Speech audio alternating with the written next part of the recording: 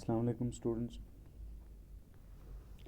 رام چندر جی ماں سے رخصت لیتے ہوئے اس نظم کا مطالعہ کر رہے ہیں ہم، اور آج اس کے آخری چند اشعار کا جو ہے ہم مطالعہ کریں گے۔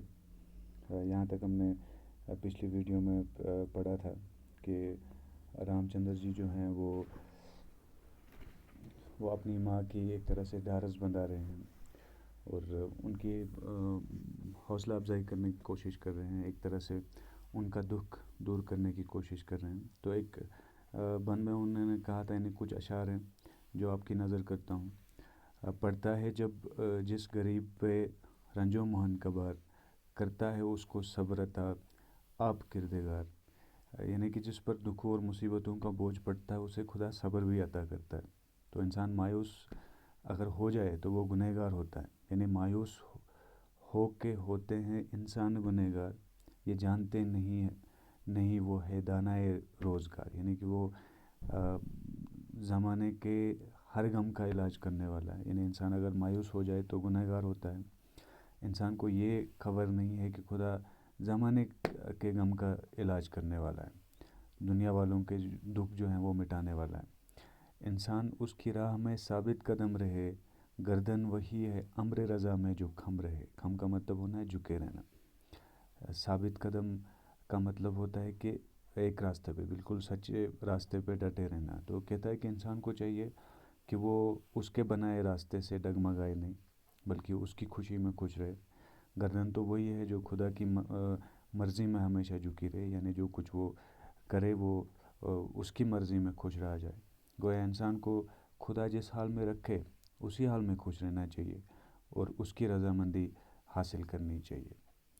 اس کا ایک اور بند ہے، اور آپ کو تو کچھ نہیں رنج کا مقام، اور آپ کو تو کچھ بھی نہیں رنج کا مقام، بعد سفر وطن میں ہم آئیں گے شاد کام، ہوتے ہیں بات کرنے میں 14 برس تمام، قائم امیدی سے ہے دنیا ہے جس کا نام، اور یوں کہیں بھی رنج و بلا سے مفر نہیں، کیا ہوگا دو گھڑی میں کسی کو خبر نہیں۔ تو رام چندر جی اپنی ماں سے مخاطب ہیں اور کہتے ہیں کہ آپ کے لیے یہ کوئی بڑا دکھ تو نہیں ہونا چاہیے، کیونکہ بنواس کے بعد تو خوشی خوشی ہم نے گھر ہی واپس لوٹنا ہے۔ 14 سال کوئی بڑا عرصہ تو نہیں ہے، جلدی ختم ہو جائے گا۔ دنیا تو امید پر ہی قائم ہے، اور ایسے تو دکھوں اور مصیبتوں سے کسی کو نجات حاصل نہیں ہے۔ کب کیا ہوگا یہ کسی کو پتہ نہیں ہے۔ تو آپ کی کتاب میں جو اگلا بند شامل ہے، اکثر ریاض کرتے ہیں پھولوں پہ باغبان، ہے دن کی دھوپ رات کی شبنم انہیں گرم۔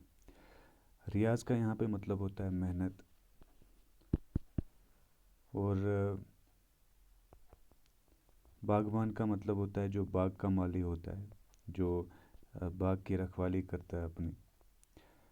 تو اکثر ریاض کرتے ہیں پھولوں پہ باغبان، یعنی کہ ایک باغبان جو ہے وہ پھولوں پہ بہت محنت کرتا ہے، اور پھول کے لیے اس قدر محنت کرتا ہے اور پھولوں سے وہ اس قدر پیار کرتا ہے کہ دن کو دھوپ رات کو شبنم انہیں گراں کا مطلب ہوتا ہے کہ وہ اس کو ناگوار گزرتی ہے، یعنی کہ دن میں جب ان پہ زیادہ دھوپ پڑتی ہے اور رات کو زیادہ شبنم پڑتی ہے تو یہ اس کی برداشت سے باہر ہوتا ہے، کیونکہ اس کو ان پھولوں سے بہت پیار ہوتا ہے۔ تو وہ اس قدر ان پھولوں سے پیار کرتا ہے کہ اس سے پھولوں پہ پڑنے والی دھوپ اور شبنم بھی ناگوار گزرتی ہے۔ لیکن جو رنگ باغ بدلتا ہے ناگہاں، ناگہاں کا مطلب ہوتا ہے یہاں پہ اچانک، یعنی کہ جب وہ باغ جو ہے وہ اچانک رنگ بدلتا ہے، وہ گل ہزاروں پردوں میں جاتے ہیں رائے گاں۔ رائے گاں کا مطلب ہوتا ہے رائے گاں کا مطلب ہوتا ہے ضائع۔ تو وہ پھول اگر 1000 پردوں میں بھی ہوں، وہ جو ہے اگر باغ اچانک اپنا رنگ بدلتے ہیں تو وہ پھول جو ہیں ضائع ہوتے ہیں۔ یعنی جب باغ اچانک رنگ بدلتا ہے تو وہ پھول ہزاروں پردوں میں بھی ہوں لیکن وہ ضائع ہو جاتے ہیں۔ رکھتے تھے جو عزیز انہیں جاں کی طرح، ملتے ہیں دست یاس میں وہ برگے خزاں کی طرح۔ یعنی کہ جو مالی اپنے پھولوں کو اپنی جان سے پیارا رکھتا تھا، عزیز کا مطلب ہوتا ہے پیارا، ملتے ہیں دستے یاس وہ برگ خزاں کی طرف۔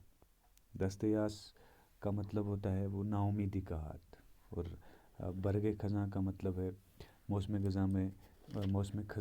خزاں میں جو آٹم کے سیزن میں گرنے والے جو پتے ہوتے ہیں، یعنی کہ اور ان پھولوں کو جو باغبان اپنی جان سے بھی عزیز رکھتے ہیں، انہیں ان کی بربادی اور نا امیدی پر جو ہے ہاتھ ملنے پڑتے ہیں، جیسے پتجھڑ کے زرد اور خشک پتے جو ہیں وہ ہوا چلنے پر اپنی بربادی کے دکھ سے ہاتھ ملتے ہیں۔ یہاں دستے یاس ملنے کو برگ خزاں سے جو تشبیہ دی گئی ہے وہ بہت لاجواب ہے۔ خزاں کے موسم میں جب باد خزاں چلتی ہے، یعنی جب خزاں کی ہوا چلتی ہے، تو زرد اور خشک پتے ہوا سے فوراً ہلنے لگتے ہیں، اور خشک ہونے کی وجہ سے ان میں ہلکی سی سرسراہٹ یعنی وہ آواز پیدا ہوتی ہے جب وہ ہلتے ہیں، جسے شاعر ان کا ہاتھ ملنا کہتے ہیں۔ تو ایک طرح سے شاخ سے جدا ہونے کے غم کے سبب وہ ہاتھ ملتے ہیں، کیونکہ انہیں جب ہوا آتی ہے تو ہوا ان کو گرا دیتی ہے۔ اسی طرح وہ باغبان جس کے لیے باغ کے پھول اچانک کسی وجہ سے پامال ہو جاتے ہیں، تباہ ہو جاتے ہیں، برباد ہو جاتے ہیں، تو وہ دکھ اور بے چینی اور نا امیدی کی حالت میں برگ خزاں کی طرح ہی ہاتھ ملتا رہتا ہے۔ اسی کو شاعری کہتے ہیں، اور یہ شعر اس بات کا غماز ہے کہ چک بست کس قدر ڈوب کر شعر کہتے تھے۔ بہرحال اس کا آخری بند جو ہے وہ ہے اپنی نگاہ کرم کارساز پر صحرا چمن بنے گا وہ ہے مہرباں اگر۔ تو رام چندر جی کہتے ہیں کہ ہماری نظر بھی تو اسی خدائے کارساز پر ہے۔ کارساز کا مطلب ہوتا ہے رحم کرنے والا، کارساز کا مطلب ہوتا ہے سب کا کام نکالنے والا، سب کا کام سنبھالنے والا، پروردگار۔ اپنی نگاہ اپنی نگاہ کرم کارساز پر، یعنی کہ ہماری نظر بھی تو خدائے کارساز پر ہے جو سب کا کام بنانے والا ہے۔ صحرا چمن بنے گا وہ ہے مہرباں اگر۔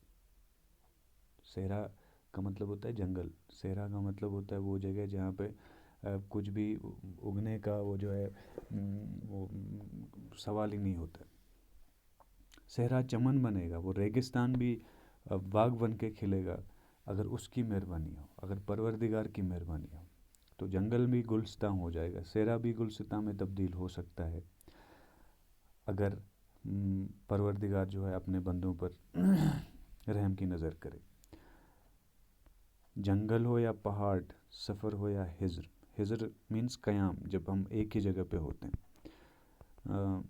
رہتا نہیں وہ حال سے بندوں کے بے خبر، یعنی پروردگار جو ہے وہ چاہے ہم جنگل میں ہوں، ہم پہاڑ میں ہوں، ہم سفر میں ہوں، ہم ایک جگہ قیام کیے ہوئے ہوں، وہ کسی بھی بندے کے حال سے بے خبر نہیں ہے سکتے، یعنی وہ اپنے بندوں کے حال سے ناواقف کسی بھی صورت نہیں ہے۔ وہ ان کے ہر درد اور مشکل کو سمجھتا ہے، اور وہی مشکلوں اور دکھوں کو دور کرنے والا ہے۔ اس کا کرم شریک اگر ہے تو غم نہیں، دامان دشت دامان مادر سے کم نہیں، یعنی اس کا کرم اگر ساتھ ہے، اگر اس کا رحم و کرم ہم پر رہے گا تو ہمارے لیے جنگل کا دامان دشت کا مطلب ہے جنگل کا دامن، یعنی ہمارے لیے جنگل کا دامن جو ہے وہ ماں کے آنچل اور ماں کے دامن سے کم نہیں ہے۔ یعنی پروردگار جو ہے وہ بندوں کے حال سے ہمیشہ واقف رہتا ہے، ان کی مشکلوں اور دکھوں کو دور کرنے والا ہے، اور اگر اس کا کرم ہم پر رہے گا تو ہمارے لیے جنگل کا دامن جو ہے ماں کے دامن سے کم نہیں ہوگا، اور ظاہر ہے تب انسان کو کوئی غم نہیں ہوگا۔